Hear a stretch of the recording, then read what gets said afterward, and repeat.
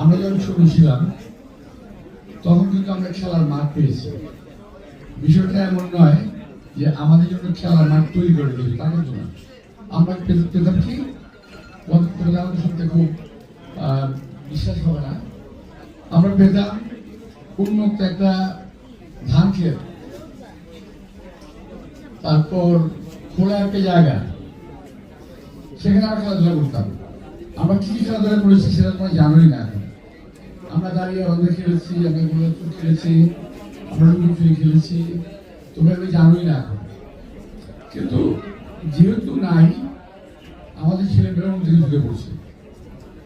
তো এই কারণে আমি ভাবছি যে আমাদের দেশ থেকে শুধু মাদক দ্রব্যের জন্য শুধুমাত্র শাস্তি দিলে হবে না, এদেরকে অন্যদিকে ডাইভার্ট করতে হবে, খেলাধুলার দিকে ডাইভার্ট করতে হবে, এদের মনন প্রশান্তময় করতে হবে, সুন্দর ভালো করতে হবে। এর জন্য কি করতে হবে?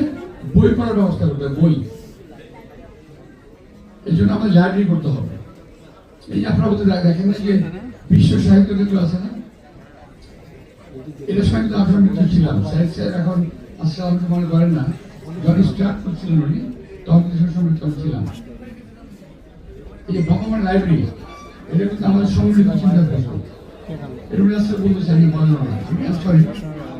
তো যাই হোক, আমাদের এখন প্রশ্ন আসতে হবে, ঢাকায় আগে রাস্তার মোড়ে মোড়ে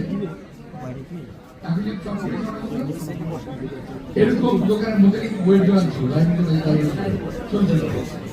ওখান থেকে আমরা বই কিনতাম, অনেক রকম বই, শরৎচন্দ্রের বই, শ্রীকান্ত কিনতাম, সুবাহারাম কিনতাম, মনোহর কিনতাম, তারপর কিনতাম।